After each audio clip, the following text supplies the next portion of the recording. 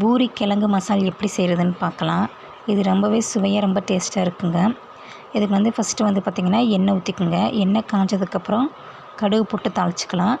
அப்புறம் 2 ஜீரகமும் இது கூடவே போட்டு தாளிச்சிக்குங்க.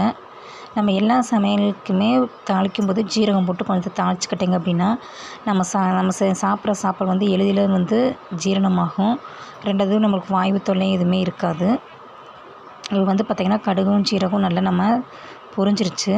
இப்போ வந்து பார்த்திங்கன்னா பெரிய வெங்காயம் வந்து நான் வந்து 2 பெரிய வெங்காயம் வந்து நீல வாக்கில் கட் பண்ணி வச்சுருக்கிறேன். இது கூடவே 2 பச்சை மிளகாவும் சேர்த்துருக்குறேன். நீங்களும் இதை இந்த மாதிரி நல்லா சேர்த்து நல்லா வதக்கிக்குங்க.